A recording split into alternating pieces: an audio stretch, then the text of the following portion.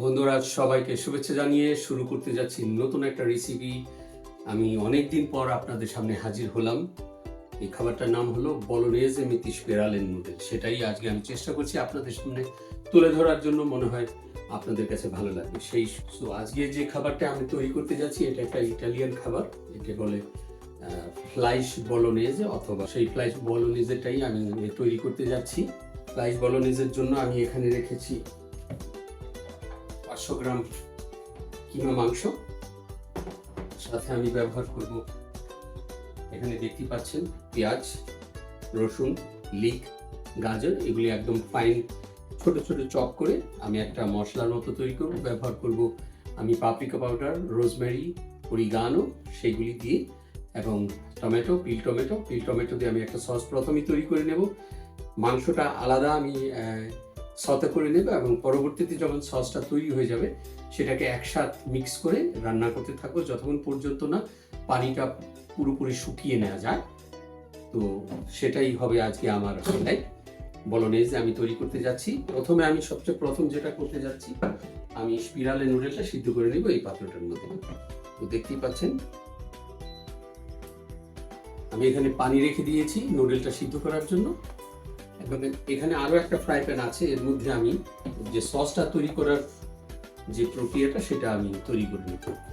এখানে আমি নিচ্ছি 150 গ্রাম পেঁয়াজ কুচি, দেখতেই পাচ্ছেন।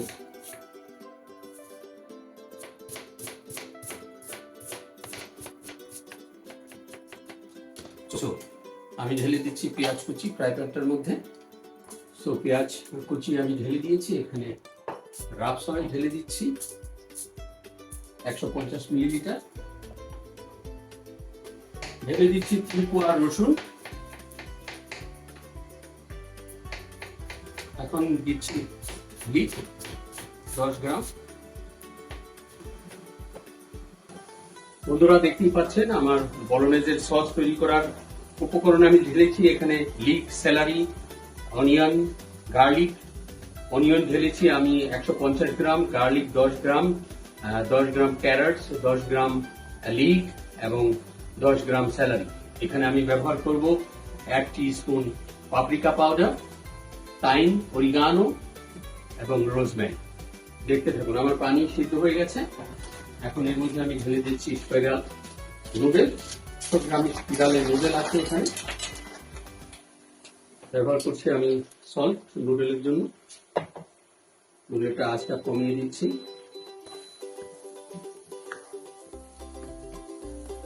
যেখানে আছেন দেশে ও বিদেশে, আমি মাস্টার শেফ এডওয়ার্ড রকিনসুস এবং কনভার্ট থেকে বলছিলাম। তো মনে হয় রেসিপিটা আপনাদের ভালো লাগবে। যদি রেসিপিটা ভালো লাগে লাইক ও শেয়ার করতে ভুলবেন না। যারা কিছু শিখতে চান, জানতে চান, অবশ্যই আমার ফেসবুক পেজ অথবা ইউটিউব চ্যানেলে নক করবেন, তবেই দেখতে পারবেন কি করে ঘরে বসে অতিথি আপ্যায়নে বিভিন্ন ইন্টারন্যাশনাল খাবার তৈরি করা যায়। সেটা আমি চেষ্টা করছি আপনাদের সকলের সামনে তুলে ধরার জন্য। দীর্ঘদিন পর্যন্ত আমি লাইভে আসতে পারিনি, কারণ আমি শহর চেঞ্জ করেছি, তো তাই আমি লাইভে আসতে পারিনি। তো এখন আবার পুনরায় নিয়মিত আমি লাইভে আসবো আগামীকাল ঠিক একই সময়ে। কালকে আমি তৈরি করে দেখাবো কি করে ঘরে বসে স্টু তৈরি করা যায়। আপনারা দেখতেই পাচ্ছেন আমার সস কি সুন্দর তৈরি হচ্ছে। তো দেখতেই পাচ্ছেন আমার পেঁয়াজটা অলমোস্ট গ্লাসি ব্রাউন হয়ে গেছে। এখন বাকি উপকরণগুলি ধীরে ধীরে আমি এর মধ্যে ঢেলে দেব। এখানে আমি ঢেলে দিচ্ছি থাইম, ঢেলে দিলাম 1 টিস্পুন সমান অরিগানো, 1 টিস্পুন গার্লিক পাউডার, আধা teaspoon black pepper, 1 table spoon paprika powder. এখানে আমি ব্যবহার করছি 1 টেবিল স্পুন ভেজিটেবল পাউডার। এটা মোটামুটি সতে হয়ে গেছে। এখন এখানে আমি ব্যবহার করছি 250 মিলিলিটার পিল টমেটো, পুরোটাই ভরে দিয়ে।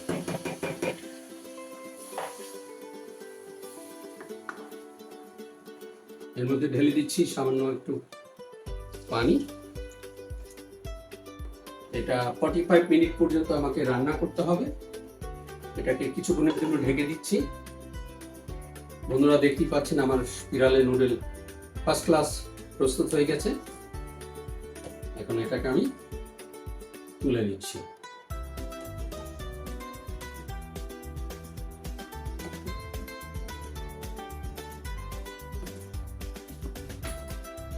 তো বন্ধুরা, আমি অন্য একটা পাত্রের মধ্যে কিমা মাংসটা রান্না করে নিচ্ছি।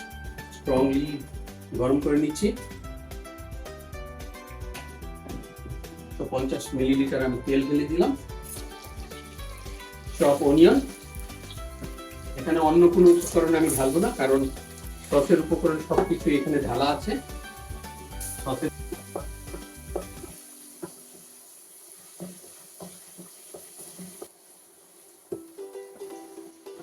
তো বন্ধুরা, দেখতে পাচ্ছেন বলোনেজে উইথ স্পিরালে নুডল আজকে আমি তৈরি করতে যাচ্ছি। এটা সুস্বাদু একটা খাবার, একটা ইটালিয়ান খাবার, খুবই চমৎকার একটা খাবার। সেটাই আমি চেষ্টা করছি আপনাদের সকলের সামনে তুলে ধরার জন্য। যদি রেসিপিটা আপনাদের ভালো লাগে তাহলে লাইক ও শেয়ার করতে ভুলবেন না। সেই পর্যন্ত সাথেই থাকুন। ঘরে বসে অতিথি আপ্যায়নে বলোনেজের কোনো তুলনা হয় না, সেটি আমি চেষ্টা করছি আপনাদের সামনে তুলে ধরার জন্য। যদি রেসিপিটা ভালো লাগে তাহলে লাইক শেয়ার করবেন। ধন্যবাদ সকলকে। এবং আরো কিছু জানার ইচ্ছা থাকে আমার ইউটিউব চ্যানেলে নক করবেন, সেখানে বিভিন্ন ধরনের খাবারের রেসিপি দেওয়া আছে। যারা শিখতে চান খুব সুন্দরভাবে শিখতে পারবেন। সেখানে ঢেলে দিচ্ছি 1 টিস্পুন সমান সমান অরিগানো। বন্ধুরা, আমার সসটা অলমোস্ট শেষের দিকে, আর 5 থেকে 10 মিনিট পরই আমি একটা মিক্সার মেশিন দিয়ে সুন্দর করে মিক্স করে নেব। একেবারে খুব সুন্দর একটা কালার আসবে, তখনই আমি এর মধ্যে মাংসটা ঢেলে দেবো। সেই পর্যন্ত বন্ধুরা সাথেই থাকুন। কিনা ভালো হয়, এর মধ্যে ব্যবহার করা হয় পার্মেসান চিজ, সেটা আজকে আমি ব্যবহার করছি না, কারণ আমি নিজে খাবো, আমি পছন্দ করি না চিজ দিয়ে খাওয়া, তাই চিজ ছাড়াই আমি এটা আজকে আমি তৈরি করছি।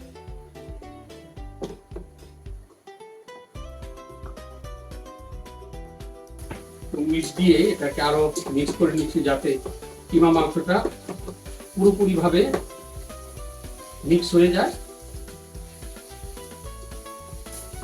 আমার কিমাটা প্রস্তুত হয়ে গেছে। এখন আমি সসটাকে অন্য একটা পাত্রের মধ্যে ঢেলে মিক্সার মেশিনে মিক্স করে পরবর্তীতে কিমার সাথে মিক্স করে নেব। সেটাই হয়ে যাবে আমার বলোনেজে। বন্ধুরা, দেখতেই থাকুন।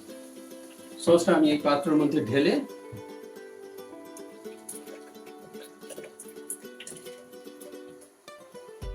দেখতেই পাচ্ছেন আমি মিক্সার মেশিনের মধ্যে মিক্স করে নিচ্ছি।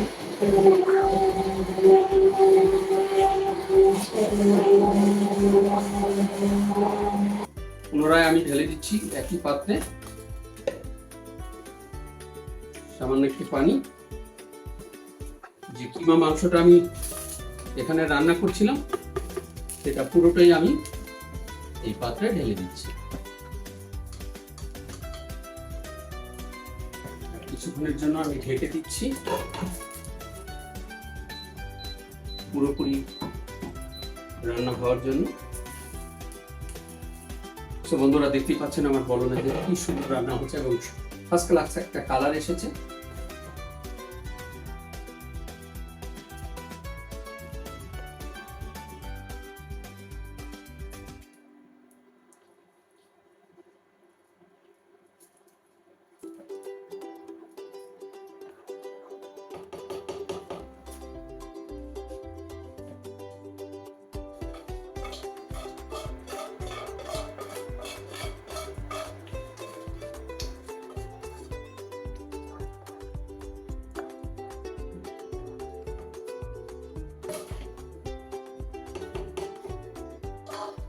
একবার টেস্ট করে নেব যে বলোনেজে সঠিক হলো কিনা, সল্ট পেপার সব ঠিক আছে কিনা।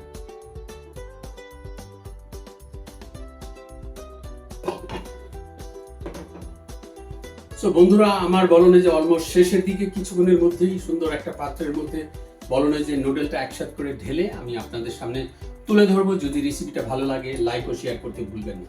অতিথি আপ্যায়নে ঘরে বসে স্পিরালে নুডল উইথ বলোনেজে যদি তৈরি করা যায় কিনা ভালো হয়। আসুন না আমরা সবাই মিলে আজকে স্পিরালে নুডল দিয়ে নুডলটা বলোনেজেটা তৈরি করে তুলে ধরি আপনাদের সকলের কাছে। দেখতে থাকুন। কিছুক্ষণের মধ্যেই আমার নুডলটা পরিবেশনের জন্য প্রস্তুত হয়ে যাবে। আমি সুন্দর একটা প্লেটে ঢালবো এবং আপনাদেরকে দেখাবো কি করে ঘরে বসে বলোনেজে তৈরি করা যায়। বন্ধুরা, আমার স্পিরালে নুডল উইথ বলনেজে পরিবেশনের জন্য প্রস্তুত হয়ে গেছে। আবারও দেখা হবে নতুন কোনো রেসিপি নিয়ে।